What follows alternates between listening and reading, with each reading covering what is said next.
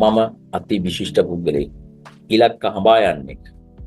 නොපසු බස්නා වීර්යයෙන් කටයුතු කරන පුද්ගලයෙක්. ජයග්‍රහණය ලැබෙනතුරු ඕනෑම අභියෝගයකට මුහුණ දෙන පුද්ගලයෙක්.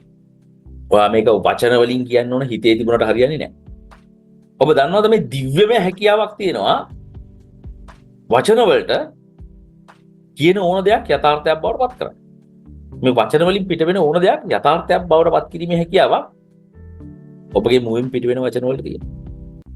එතකොට ඔයාට කතා කරගන්න ඕන. මම විශිෂ්ටයි. ඒකට දිව්‍යමය හැකියාවක් තියෙනවා. අන්න එතකොට ඒ මට්ටමට සර්වෝ මෙකැනිසම් එක ඇඩ්ජස්ට් වෙනවා. එකක්. අන්තික තමයි විෂුවලයිසේෂන් එක. ඊපස්සේ කන්නඩියෙන් ගිහිල්ලා බලපුවම මේ ඉන්නේ විශිෂ්ට ඉලක්ක හඹා යන්නෙක්. ඉලොන් මාස්ක්ගෙන් ආදර්ශ ගන්න දෙයක් නැහැ. මේ ඉස්සරහා ඉන්නේ කියන දේ කරන පුද්ගලයෙක්. ඒකේ ප්‍රතිඵල මේ වෙනකොටත් අත්විඳ පුද්ගලයෙක්. කොහොමද ප්‍රතිඵල අත්විඳින්නේ? දකින්න. සාර්ථක පුද්ගලයෙක් හැටියට දකින්නකොට සර්වෝ මෙකැනිසම් එක ඇඩ්ජස්ට් වෙනවා මේ මට්ටමට. ඔයාගේ ඉලක්කම නැමැති උණු වතුර වලට තියාගන්න ඕන උෂ්ණත්වය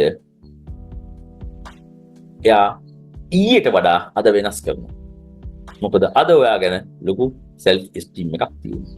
අද ඔයාට ලොකු සෙල්ෆ් ඉමේජ් එකක් තියෙනවා. ඒක කොහොමද ඇති කරගත්තේ? සෙල්ෆ් ටෝක් එකෙන්. ඔයාටම කියාගත්තා.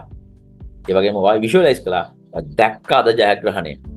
උදේ වුණාට ඔයා අවසානයේ දැක්කා අද සාර්ථක විදිහට මම මේක අවසන් කරනවා. සාර්ථක විදිහට මේ දේ මම කරනවා.